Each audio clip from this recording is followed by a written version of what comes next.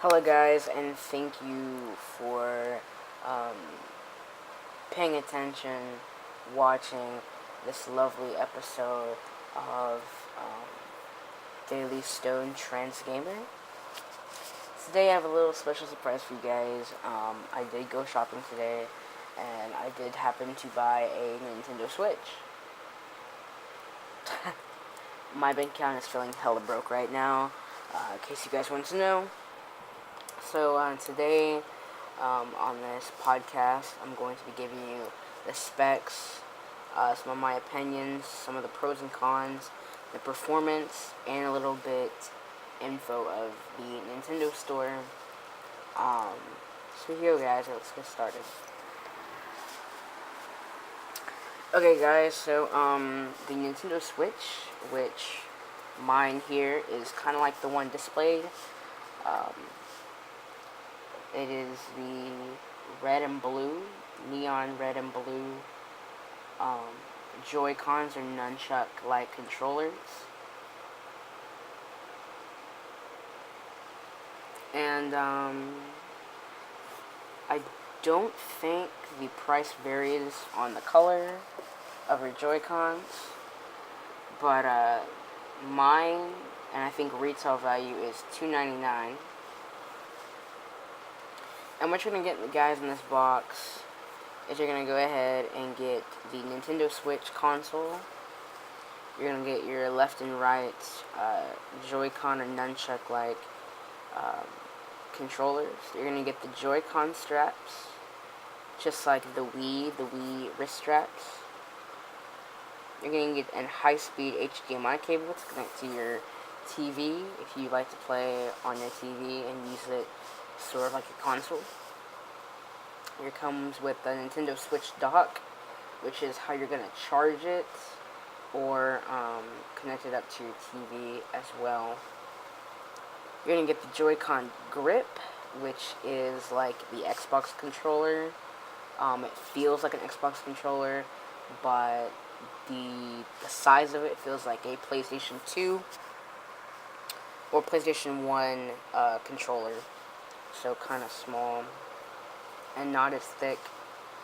And then you're also going to get the Nintendo Switch AC wall adapter. Now, depending on what country you guys live in, you're either going to get an AC wall adapter or you're going to get the European style wall connection. So those are some of the specs, guys, as well as I believe the screen is 7 inches diagonal. So you're going to get a pretty decent size. Like I said, this is a handheld console, which is honestly, in my opinion, one of the first handheld consoles, because unlike the Vita, it's not a streaming service that you stream to a Wii or something. It is a real game system where you can play real games, and you're not streaming to play off your PlayStation 4. It's got a really crisp screen.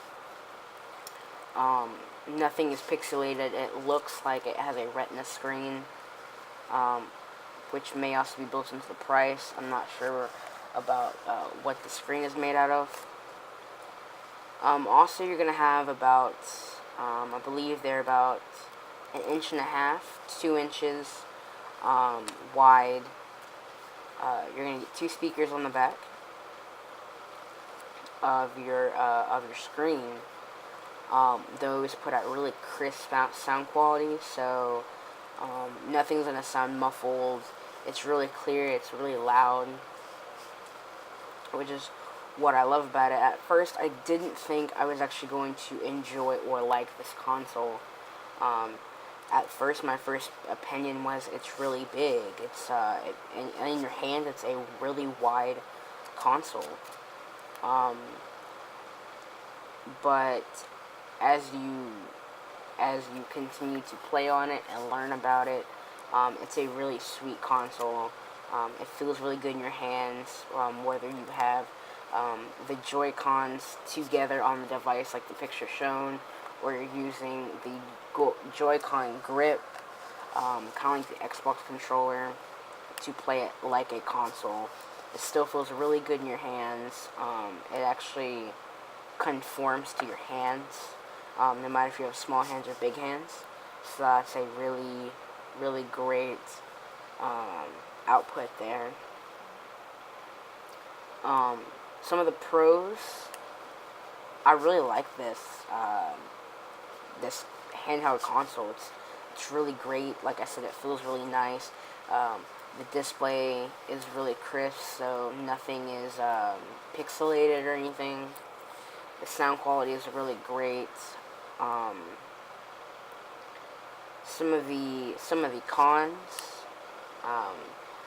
not enough storage space, which is one thing. They do offer to get a micro SD card separately, which is something I really enjoy.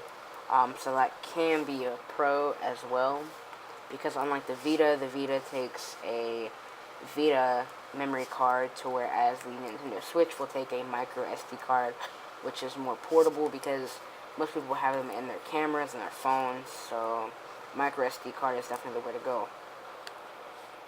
Also, it does not have a standard headphone jack. It has a mini telephone head jack, which is not something people use anymore. That was more of like an early 2000s.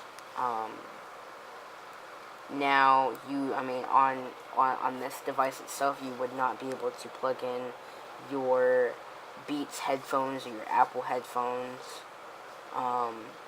Also, I don't think this device has Bluetooth, which is another kind of downfall, because if you did have like Beats wireless or any kind of Sony wireless headphones or any kind of wireless headphones, they really wouldn't be able to work. Like I said, I just bought my console today, but I haven't seen an option for Bluetooth at all.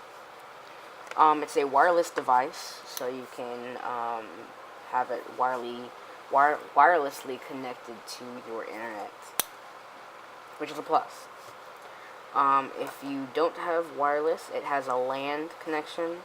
You can look up how to specifically connect your Switch to your LAN internet connection. Like I said, I had wireless, so it was just pretty simple. Put in my password, boom, boom, boom, it connected. What I'd like to see next in the Switch is pretty much to have all my cons in there. Maybe I would like it to have some more internal storage. It does have 25 gigabytes, which is a lot of storage. You could put a lot of screenshots on there. As in game-wise, it's super small for games.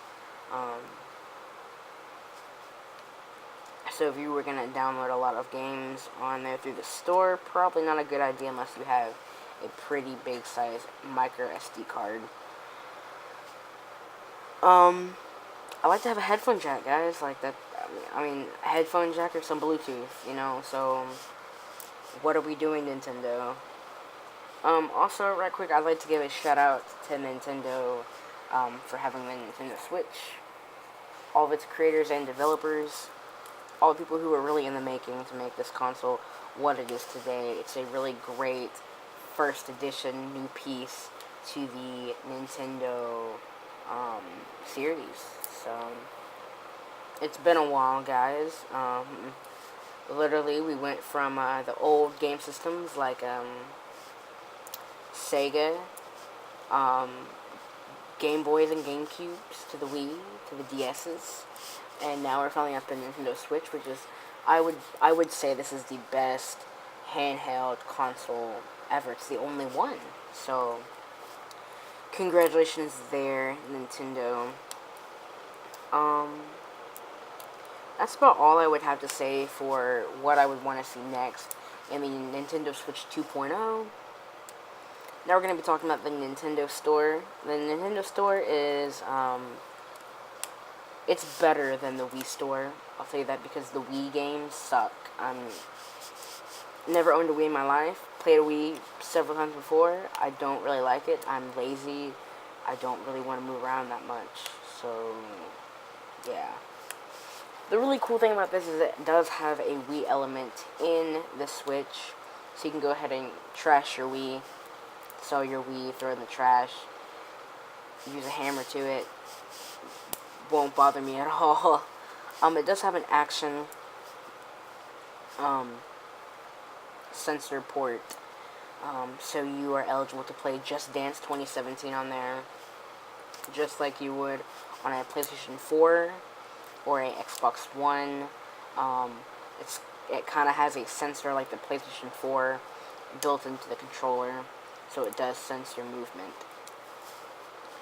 Also, the PlayStation Store gives you a few discounts. It gives you a place for a promo code. I'll tell you right now, the Nintendo Switch is still in its beginning little stages here. There's not many games on there yet, but there is a tab for what's coming next. One game I'm super excited that's coming out in less than a month is Skyrim, and it's coming out to the Nintendo Switch on November 17th, a day before my birthday, so I'm going to go ahead and snag that game. But it's going to give you a heads up of some of the games that are coming within the next weeks to months. So you can go ahead and start saving up money or plan to go ahead and get your game. And then also right next to the Nintendo Store, there's a news space where you can pretty much follow blogs, trends, videos on your games. So it's gonna have some of them that I am following is the Mario franchise, because I'm a big Mario fan. I've played almost every Mario game there is, so I am the Mario god. But you can follow some of your really cool games. There's more blogs that are opening up as new games come out to the platform. And last but not least, guys, we're going to talk about the performance of the Nintendo Switch. Like I said, guys, I thought I was going to hate this console to death. It's one of the best consoles. It feels really good in your hands, and when you play, you want to have a good console. It is still portable. It's got a small but big screen. Like I said, it is portable, so you're not going to carry around a 32-inch TV with you. It has a nice 7-inch, really clear screen. Great volume. I guess that's why you don't need headphones, because it's got such great volume. It has a very high processor, so there is no lagging. Everything just moves really smooth and fast. Performance quality is really great. It doesn't take forever to power on, unlike the Xbox and the PlayStation 4. It takes a lifetime for them to power off and turn off, but with the Nintendo Switch, it's very light, gentle, and really a breeze. And that's pretty much with the performance. And that kind of concludes our podcast. So thank you guys for watching, and I hope you continue to follow my blog. And believe me, when I am not on YouTube, guys, I'm probably making some more content, trying to get more content out here on my blog, trying to build it up a little higher. And here, guys, on this blog, I'm going to give you the latest and the greatest information on games, game systems, game specs, and whatnot. Thanks, guys, for watching, and this is your Daily Stone Trans Gamer.